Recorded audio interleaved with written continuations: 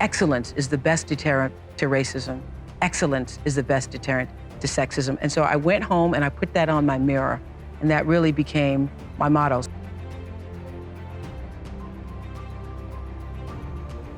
If there are a lot of negative people in your life, don't look at them. Look at the energy that you are creating to attract them. Don't look at them, look at yourself. What are you doing to draw those people? Because if you are surrounded by negative people, there's a part of you that's willing to tolerate that. It really comes down to, this whole life class is about who do you want to be in the world? Not what do you want to do, not what do you want to achieve. What is the kind of person when they're reading your eulogy? What do you want the words to be said about the kind of person you have been in the world? Because in the end, I don't want people to talk about the number of shows I did. My television career began unexpectedly. That was when I was 16 years old in Nashville, Tennessee, and you had the requirement of having to have red hair in order to win up until the year that I entered. So they were doing the question and answer period because I knew I wasn't going to win in the swimsuit competition. So during the question and answer period, the question came, "Why, young lady, what would you like to be when you grow up?" So I answered, "I would like to be a journalist. I would like to tell other people's stories in a way that makes a difference in their lives and the world." While you're chasing your dreams and your aspirations, you're going to have to make sure you're constantly building yourself up every single day. You're going to go through ups and you're going to go through some pretty deep downs, but you're going to have to keep yourself happy during the hard times. So every time you have an incredible moment, you need to make sure that you take a step back and remember that moment, because that will be crucial when you're down in the dumps and you're just not feeling it. You're going to have to make sure that you are constantly in a positive mindset. One of the easiest ways to do that is by pursuing whatever it is that you truly love and you truly have a passion for. If you're pursuing something that you don't truly love and you don't have a passion for, that's going to deeply impact you in so many ways, because you're going to be pouring all this time and energy and effort into something that you will never reap the benefits from truly. You may look successful, but you're not going to feel successful. And there's a huge difference between looking successful and feeling successful. If you feel successful, then you truly are, because you don't have to have a lot of money or a lot of clout or whatever the case may be for you to feel successful. Being successful is just accomplishing your goals, but looking successful has to do with money and everything else that comes along with it.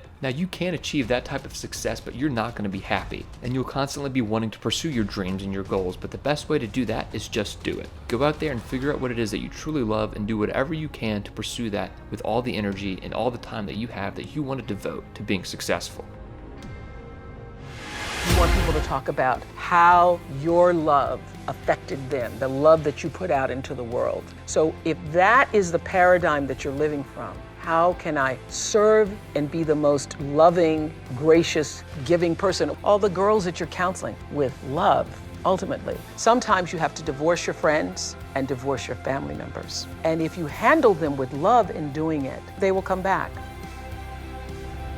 Power that was greater than I could ever know. On the porch, to actually count the 6 trees. And this is what I noticed, that I could dream the 6, but beyond the 6 trees in my kitchen window are 3,687 trees.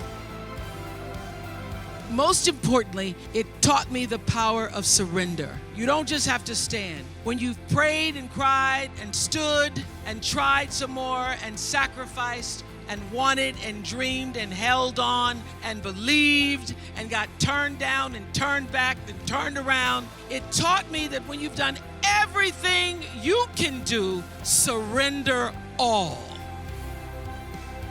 I became pretty comfortable with that level of success. But a few years ago, I decided, as you will at some point, that it was time to recalculate, find new territory, break new ground. So I ended the show and launched OWN, the Oprah Winfrey Network. The initials just worked out for me. I was a great observer of life. It's because every Sunday I sat in our little church, no running water, no electricity. I was saying this to my great niece who's 8 the other day, and she said, "It sounds like Little House on the Prairie." And I go, "It kind of was." And we could hear the singing as I was getting dressed for Sunday school. I think that success is a process, and I believe that my first Easter speech in the Kosciuszko Baptist Church at the age of 3.5 was the beginning, and that every other speech, every other book I read, every other time I spoke in public was a building block.